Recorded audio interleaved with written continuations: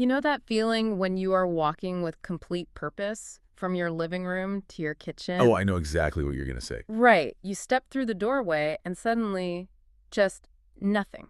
Completely blank. You're just standing there staring at the refrigerator, wondering if you came in for like a snack or a sponge or to check the calendar. Yeah, it's the absolute worst. It is so incredibly frustrating. You feel like your brain is just fundamentally broken. It's a completely universal experience, though. I mean, we Mhm. constantly take it as a sign of mental failure. We walk around expecting our memory to function like a high-definition video recorder. Yeah, or at the very least, a meticulously organized filing cabinet. Exactly. And if the file is missing, we just assume there's some catastrophic error in this system. But according to the research we're diving into today, specifically this really brilliant work by neuroscientist and clinical psychologist Charan Ranganath, that forgotten kitchen trip isn't a sign of a broken brain at all. Not even a little bit. It's actually a sign of a highly optimized one. So the mission of our deep dive into these sources today is to unpack this massive paradigm shift. The core idea is that forgetting isn't a bug in your system, it is a feature. A really important feature, yeah. The human brain was fundamentally designed to prioritize what is important for our survival and our ability to navigate tomorrow, not to act as like a flawless, objective archive of yesterday. Which completely reframes how you should view your own mind, right? Hmm. To really grasp this, we have to look at what Daniel Kahneman refers to as the remembering self. Oh, I love that concept. It's great. We tend to think of memory as this passive record, like a dusty scrapbook we just occasionally pull off the shelf. But in reality, your memory is an active, aggressive force. Aggressive how? Well, it continuously dictates the choices you make in the present moment and the path you take into the future. Your memory isn't just a record of who you were, it is the active architect of who you are. Okay, let's unpack this. Because to figure out why we can't remember why we walked into the kitchen, we need to look at the actual physical mechanics of how a memory is formed in the first place. Right, the underlying biology. Exactly. And to do that, the sources take us back to the late 19th century to a German psychologist named Hermann Ebbinghaus. And, I mean, this guy essentially tortured himself in the name of cognitive science. He really did. He was incredibly dedicated. Ebbinghaus wanted to quantify memory objectively without the interference of past experiences. So what did he do? So he subjected himself to these grueling, relentless experiments where he memorized thousands of completely nonsensical three-letter trigrams. Like just random letters? Yeah, words like DAX, VAB, or ZUC. By using nonsense words, he ensured he didn't have any pre-existing emotional connections to them. He simply tracked how quickly they vanished from his mind, creating the famous forgetting curve. And the results were pretty brutal. Oh, incredibly brutal. He found that he forgot nearly half of what he meticulously learned in just 20 minutes. 20 minutes? That is wild. I mean, you spend hours studying, and poof, half of it is gone. Just gone. But the underlying biology of why that information vanishes so quickly is fascinating. The brain doesn't just passively drop data. It operates kind of like a massive hyper-competitive democracy. That's a great way to put it. We have billions of neurons, and they literally have to vote to make sense of the incoming information. Yeah, the author uses this great example of a baby trying to decipher human speech for the first time. Okay. So they hear a sound from their parent, but maybe there's a dog barking outside, or the washing machine is running, so the audio is a little distorted. Right, lots of background noise. Exactly. Hmm? Is the parent saying it's time for a bath, or are they pointing at a path? Inside the baby's brain, a large coalition of neurons casts votes for bath. A smaller, dissenting group of neurons votes for path. And this vote happens in, what, milliseconds? Milliseconds, yeah. And the baby consciously perceives the word bath.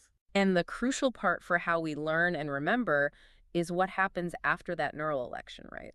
The winning coalition instantly strengthens its political base. It's fascinating. The physical synaptic connections between those bath neurons actually get tighter and more efficient.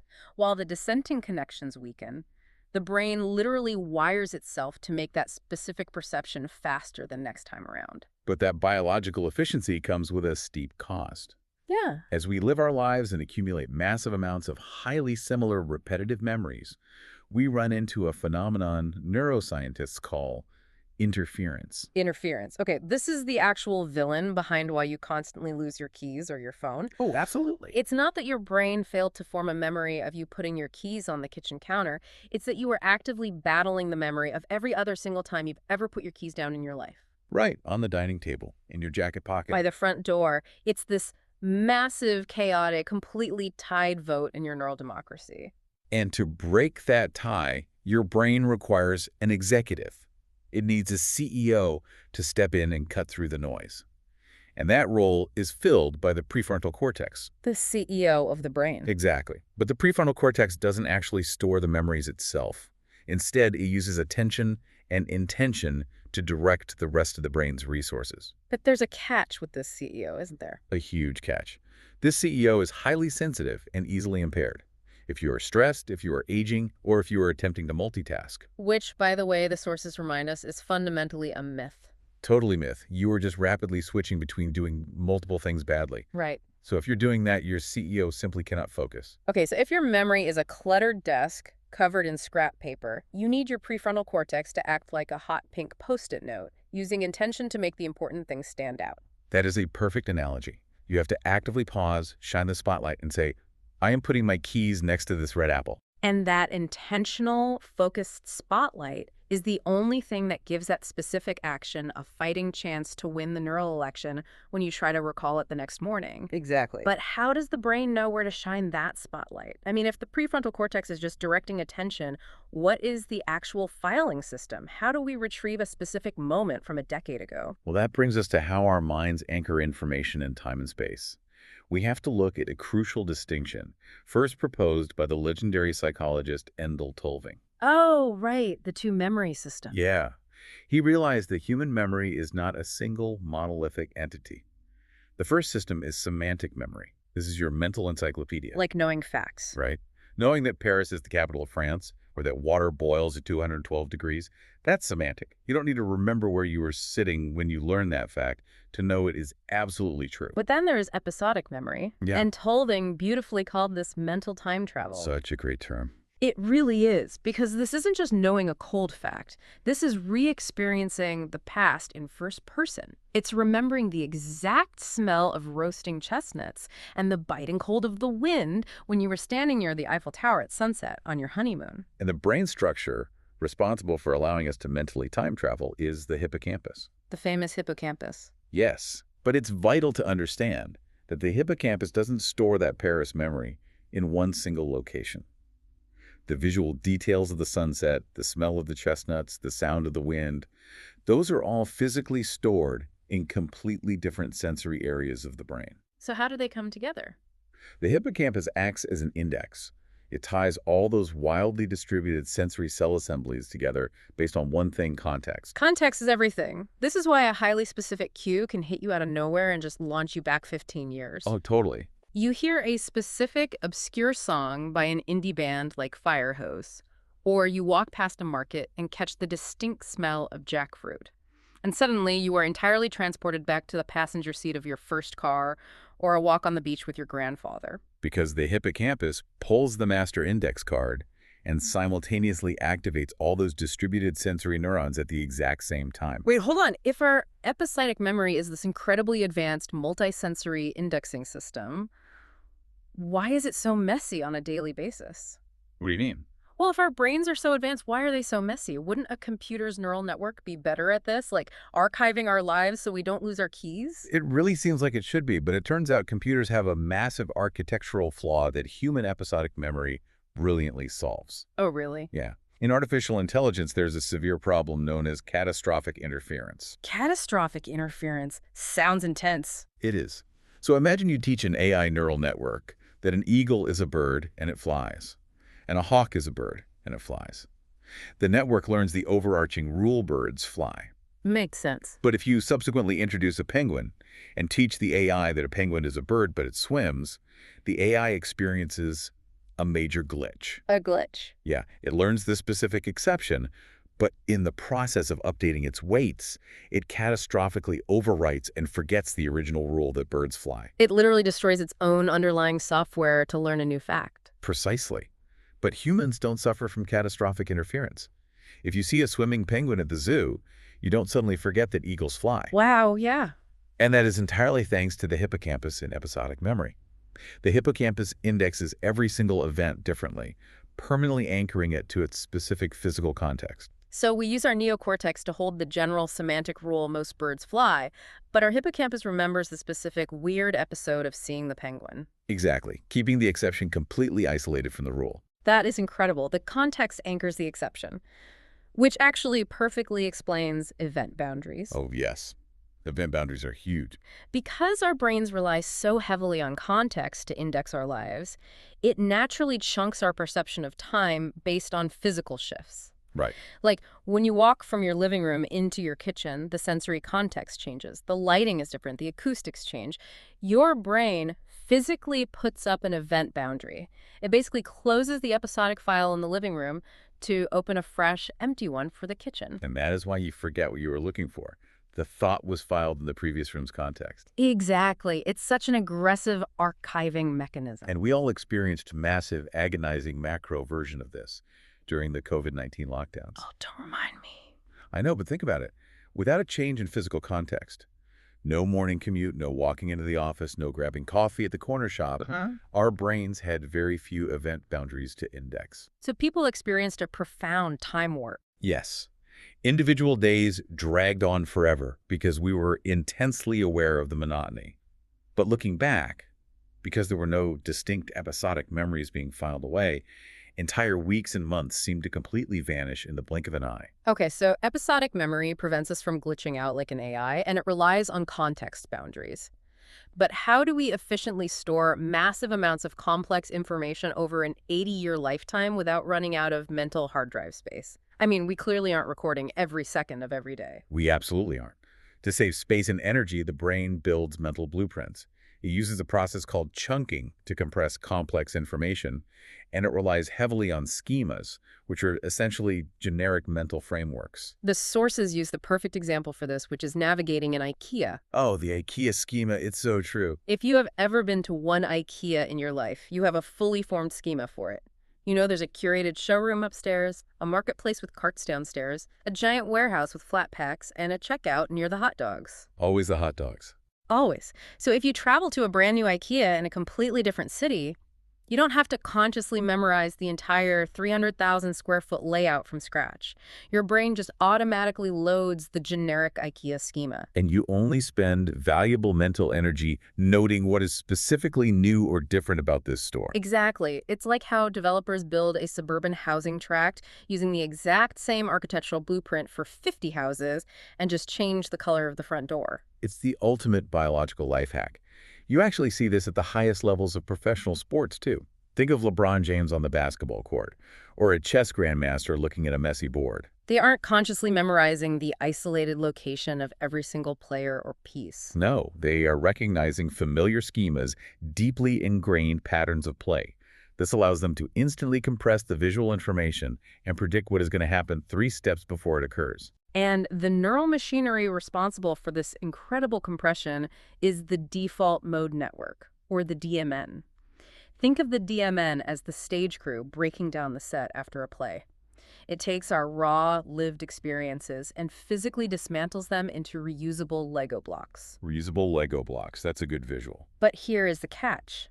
Because we are storing our entire lives as compressed blueprints and loose Lego blocks, it means we never retrieve a memory fully intact. We reconstruct it. We rebuild it from scratch every time we remember it. Yes, and that introduces a highly volatile element into our reality imagination. What's fascinating here is a cognitive process called reality monitoring. Because memory is completely reconstructive, the actual neural machinery your brain uses to remember the past is almost indistinguishable from the machinery it uses to imagine the future. They utilize the same network. The exact same networks. Therefore, your brain has to constantly actively work to tell the difference between a real, lived episodic memory and a highly detailed imagination. And quite frequently, it fails. If you're listening right now, think about this. Have you ever sworn you experienced something, vehemently argued with your siblings or your spouse about the details, only to find out years later you weren't even in the state when it happened? Oh, it happens all the time. You were just reconstructing a vivid story you heard someone else tell. Memory isn't a photograph we pull out of a file. It's a painting we recreate on the fly, blending fact with our current perspective. The sheer power of reconstructive memory is staggering. Look at the incredibly public downfall of former news anchor Brian Williams. Oh, right, the helicopter story. Now, just as a quick disclaimer, we're just reporting on how the sources analyze this event objectively. Right, absolutely. So he confidently recounted a story on national television about his military helicopter taking enemy fire in Iraq. Hmm. But it turned out to be completely false. He was actually in a helicopter an hour behind the one that was hit. And the author points out it's easy to assume he was just maliciously lying to boost his ego. But neurologically, it is highly likely his reality monitoring simply failed. He took the intense traumatic stories he heard from the actual soldiers, and over years of reporting on it, imagining it, and retelling it, his default mode network seamlessly stitched those external Lego blocks into his own episodic memory. He imagined it so vividly that his brain eventually tagged the imagination as a historical fact. Exactly. And there's also that famous Roediger and McDermott word list experiment the book mentions. Oh, where they give people a list of words like mad, rage, temper, fury. Right. All related to being angry. And later, people will confidently swear they saw the word anger on that list, even though it wasn't there. Their brain just built a schema and imagined the rest. Now here's where it gets really interesting. If our memory is a painting recreated on the fly from recycled parts, what dictates the colors we use?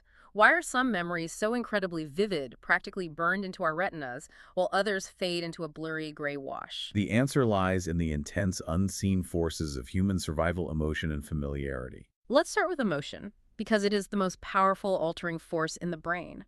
When an event activates our deep survival circuits, like encountering a physical threat or a massive reward, our brain floods with neuromodulators, particularly noradrenaline. Noradrenaline acts like a chemical highlighter. The amygdala, which is our primal threat detection center, dumps this chemical highlighter into the synapses, physically thickening and permanently strengthening the connections of that specific memory.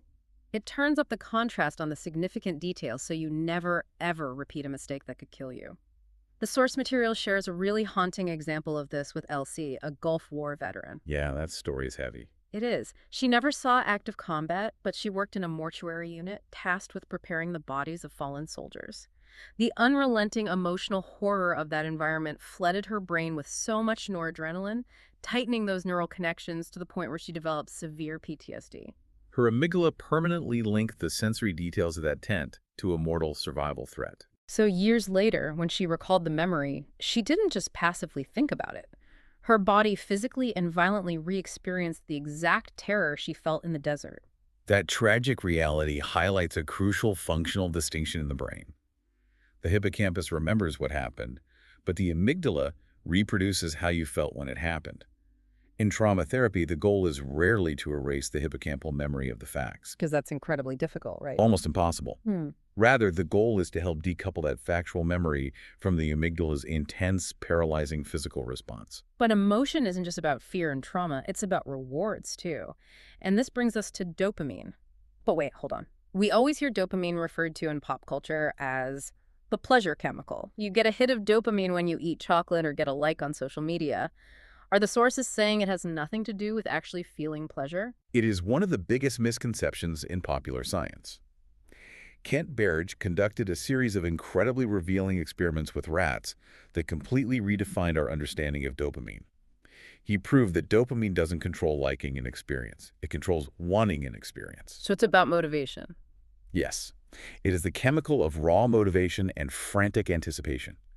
Berge found he could artificially trigger the dopamine circuits in rats and compel them to repeatedly touch an electrified rod that physically shocked them. Whoa! The rats clearly did not like the pain, but their hijacked dopamine system biologically forced them to want to touch it again and again. Wait, so my brain will force me to crave something based on a memory, even if it knows I won't actually enjoy it. That is terrifying, but yes, it explains so much about human behavior, especially regarding impulsive actions and addiction. Right. A person struggling with addiction might not even derive any pleasure from the substance anymore. But if they return to a familiar context, a specific bar, a certain neighborhood, or even a group of old friends, those environmental cues trigger a massive, overwhelming dopamine response based on the episodic memory of past use. The brain forces a craving that has nothing to do with enjoying the outcome. Which perfectly transitions us to the other subtle, unseen force manipulating our reality, familiarity. We tend to lump all memory together, but familiarity operates in a completely different, independent brain region called the parahynal cortex. Right. There was an actual beer bet between cognitive scientists about this. A beer bet. Yeah. They debated whether familiarity was just a weaker version of episodic memory or a completely different system, and they proved it was a totally separate mechanism. Episodic memory is your hippocampus giving you the rich, multisensory context of exactly where and when you met someone. Familiarity is your parietal cortex just giving you a vague, ambient gut feeling of, I've definitely encountered this stimulus before. And because familiarity operates quietly under the radar, devoid of context, it can easily manipulate us. This is the mechanism behind cryptomnesia, or unconscious plagiarism. Oh, like George Harrison. Exactly. George Harrison of the Beatles famously wrote the massive hit My Sweet Lord.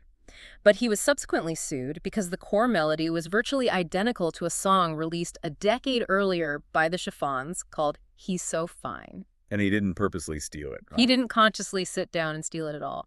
His brain heard the melody on the radio years prior, completely forgot the episodic context of where he heard it, but his parietal cortex retained the deep familiarity. When he was messing around on the guitar later and played that chord progression, it felt so incredibly fluent and familiar that his brain misattributed it as his own original, brilliant creation. If you're listening to this right now, you might be sweating a little, wondering if that brilliant marketing pitch you made at work last week was actually something you overheard a colleague say 3 months ago. We are all so susceptible to this. It's the core driver of the mere exposure effect. This is exactly why massive corporations spend $6 million on a 30-second Super Bowl ad. They don't actually care if you form a deep episodic memory of the commercial's plot. No, they just need to expose your parahynal cortex to their logo. Months later, when you are staring at a wall of identical products in the grocery store, that specific brand feels just slightly more familiar.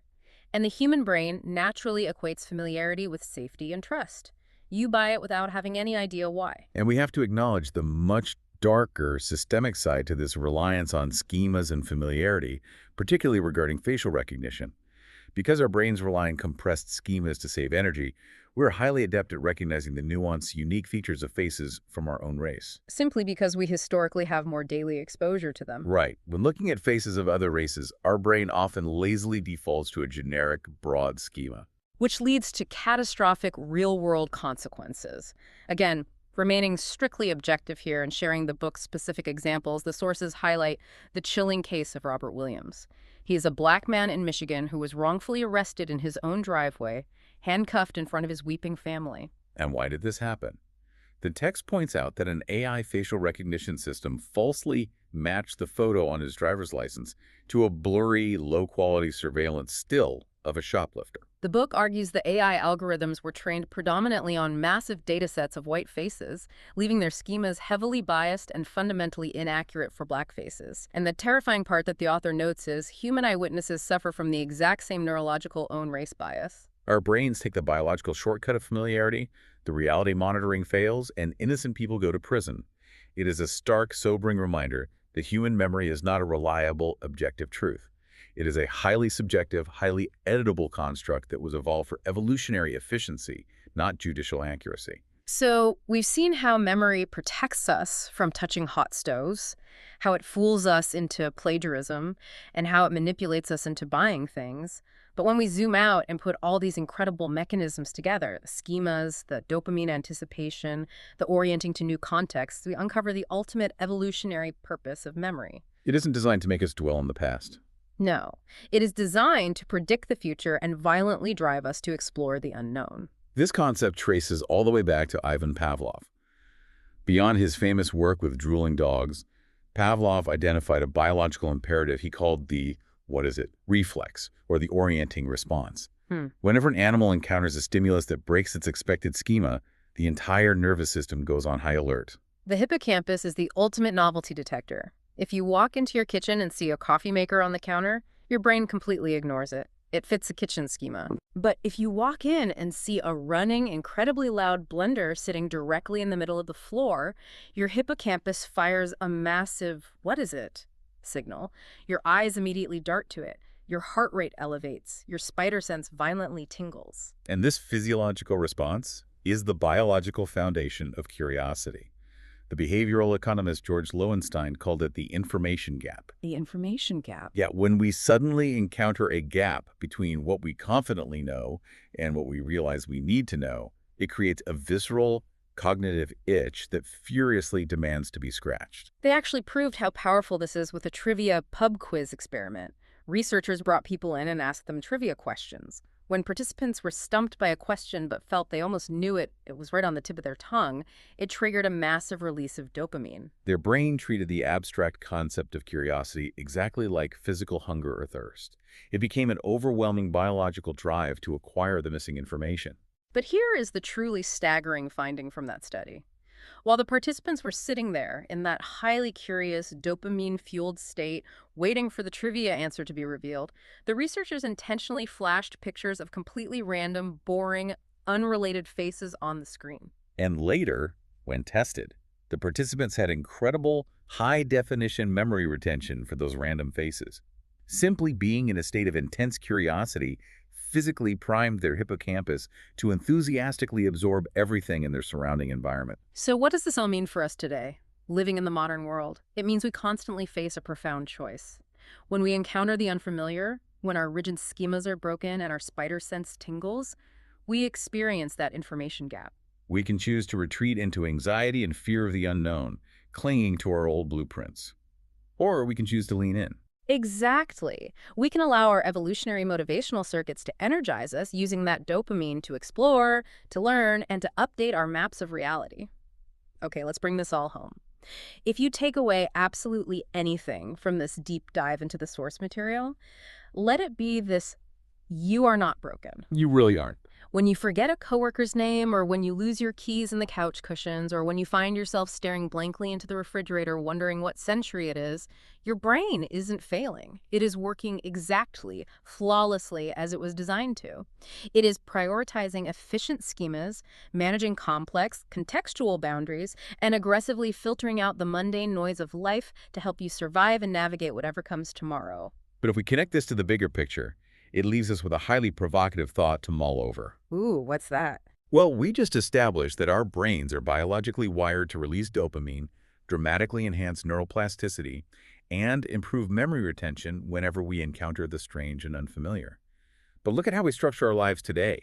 What happens to our sense of time and our very identity when we intentionally trap ourselves in completely predictable algorithmic routines? We wake up at the exact same time, scroll the exact same curated apps, drive the exact same commute, and sit in the exact same office. Oh, wow. We are systematically starving our hippocampus of novelty.